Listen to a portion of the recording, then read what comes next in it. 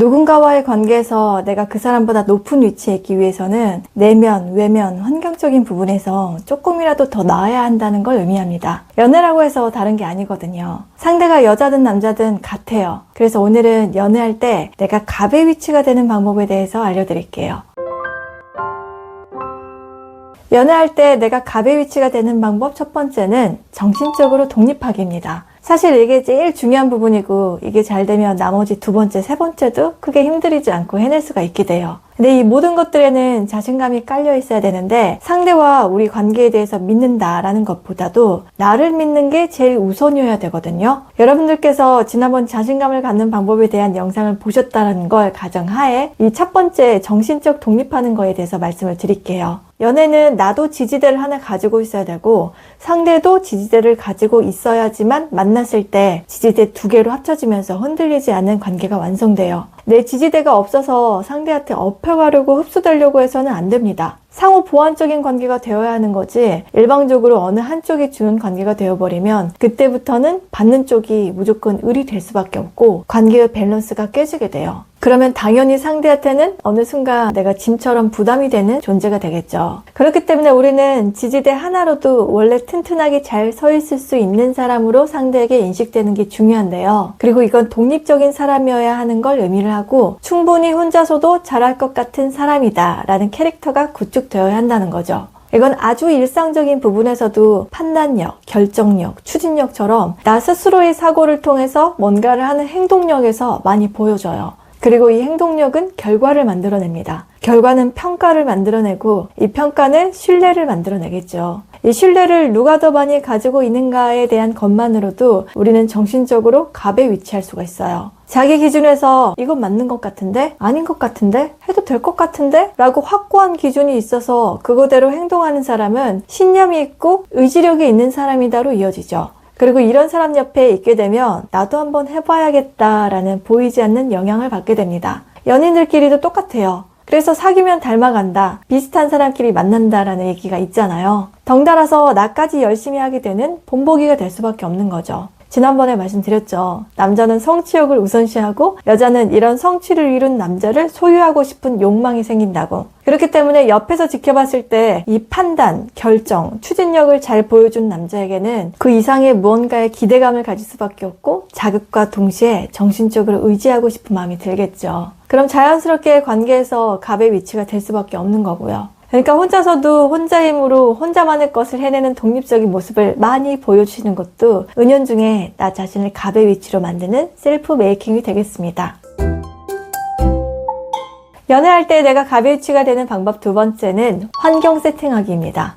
여러분들의 주변을 바쁘게 만들어 보세요. 하루 종일 여자만 생각하고 있는 남자, 하루 종일 연애만 생각하고 언제 볼까 생각하는 남자 별로 매력 없습니다. 알다가도 모르겠다 하는 여자의 특징이 뭐냐면 자기만 위해주고 우쭈쭈 다 맞춰주는 남자를 좋아할 것 같지만 아니라는 거예요. 이런 사람은 그냥 내가 편안한 사람이고 만나면 쉬운 연애가 되는 사람일 뿐인 거예요. 적어도 여자가 남자를 진지하게 생각한다면 내 남자가 하루 종일 이렇게 오매불망 나만 바라보고 있는 거 별로 바라지 않습니다. 왜냐면 이 남자는 나만 보고 나만 생각하느라 다른 남자들과의 경쟁에서 이겨서 사회적 성취를 이뤄낼 것 같지 않거든요. 즉 여자에게 욕심나는 남자라는 인상을 주지 않는다는 거예요. 근데 그냥 단순히 선물 많이 사주고 받들어주길 바라는 여자는 지금 현재 자기한테 어떻게 대해주는지만 보겠죠. 당장 자기 만족이 채워지면 되니까 그다지 둘 사이의 관계를 길게 볼 필요가 없는 거예요. 그래서 혹시라도 여러분이 나는 무조건 어떤 여자든지 일단 여자만 많이 만나면 돼가 아니시라면 일단은 상대도 어느 정도 독립적이고 자기 생활을 우선순위에 둔 이성을 만나실 걸 추천드릴게요. 그래야 나도 내 생활을 온전히 지키면서 연애랑 밸런스를 맞출 수가 있게 되거든요. 저는 연애하면서도 그런 거 조절 잘 하는 편이에요. 하시는 분들은 아마 관계에 있어서 적어도 끌려가는 연애를 하시진 않을 확률이 높습니다. 반면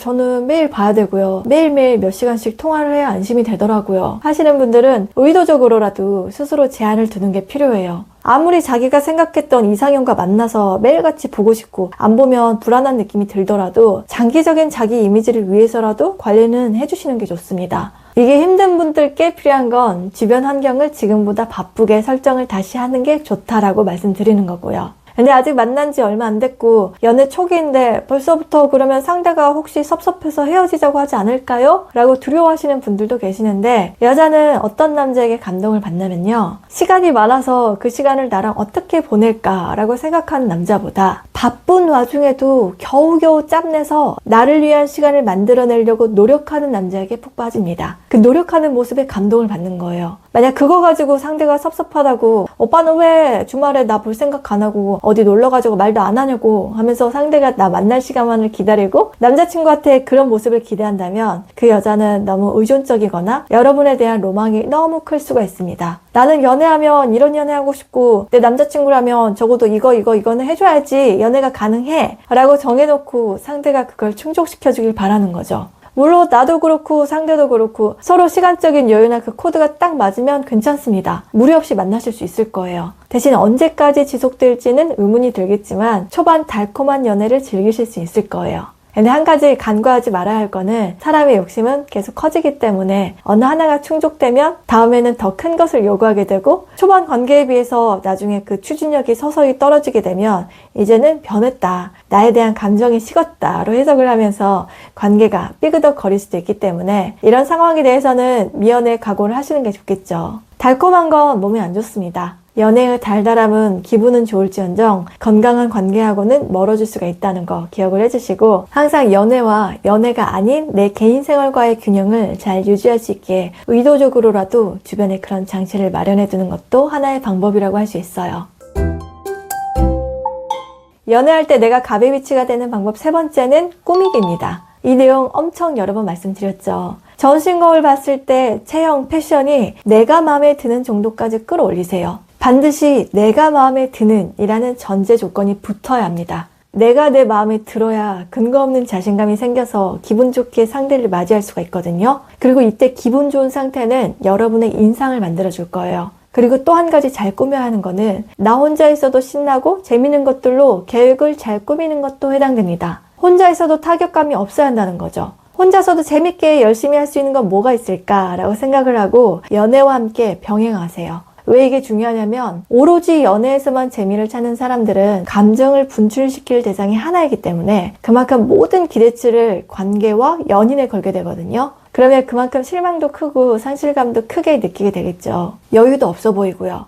이렇게 되면 당연히 여유 없는 쪽이 안 달라고 을이 될 수밖에 없습니다. 근데 이런 재밌다, 즐겁다, 나는 이거 하는 게 좋다라고 하는 감정이 여러 갈래로 분산이 되면 행복도도 더 옆으로 퍼지면서 커지게 되고 나한테 자신감으로 돌아오게 돼요. 그리고 이건 자기애가 있는 사람으로 비춰지게 되겠죠. 기본적으로 자기애가 있는 사람은 혼자서도 즐겁고 신나게 사는 사람들이 많기 때문에 옆에 사람도 왠지 그 행복이 뭔지 궁금하고 동참하고 싶은 그런 마음이 들게 되거든요. 근데 아마 이런 생각을 하시는 분들도 계실 거예요. 여자는 자기 너무 잘 꾸미고 초식남 같은 남자 안 좋아하지 않나요? 이렇게 물으시는 분들도 계실 텐데, 맞습니다. 여자는 남자 자신보다 자기를 더 우선시해주고 위해주는 남자를 좋아하고, 너무 바빠서 여자를 뒤로 미루는 남자에게 섭섭해하고 내가 여자친구로서 중요한 의미를 갖지 못한다고 느껴요. 그래서 최악의 경우에는 헤어질 결심도 하기도 하죠. 근데 이런 것들을 다 비켜나가는 제일 중요한 게 뭔지 아세요? 바로 내 걸로 만들고 싶은 남자는 절대 놓치려고 하지 않는다는 거예요.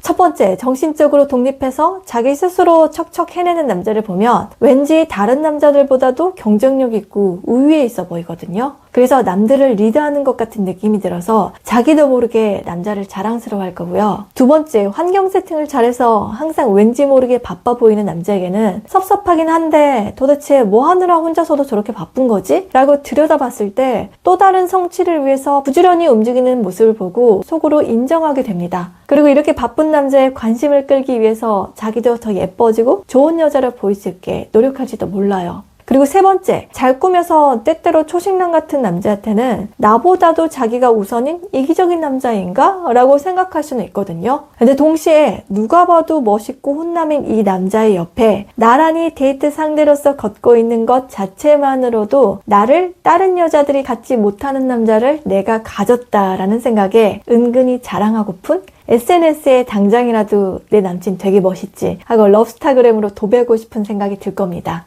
그래서 이 세 가지를 모두 갖춘 남자는 내가 조금 양보하고 이해를 해서라도 절대 놓치고 싶지 않은 남자로 등극하게 될 거고요. 그러면 굳이 남자가 여자랑 자잘한 신경전을 벌리지 않더라도 이 사람 옆에서 떠나기 싫다라는 생각이 알아서 갑으로 만들어주겠죠. 물론 상대랑 소중한 연인 관계를 맺고 있다면 기본적으로 끈끈한 애정도와 신뢰를 보여주셔야 되는 건 기본입니다. 대신 이런 것들은 상대를 만나는 순간에는 최선을 다해서 연인으로서 사랑하는 모습을 보여주시되 나머지 그 외적인 시간은 나를 위한 시간과 투자를 아끼지 않아야 한다는 거예요. 연애 감정에 이끌려서 이런 경계가 흐려지지 않아야 한다는 걸 말씀드리는 거니까 우리 스위티분들은 관계에 있어서 밸런스를 꼭 잡으시길 바라겠습니다. 그럼 저는 다음에도 재밌는 영상으로 다시 인사드릴게요. 바이 스위티!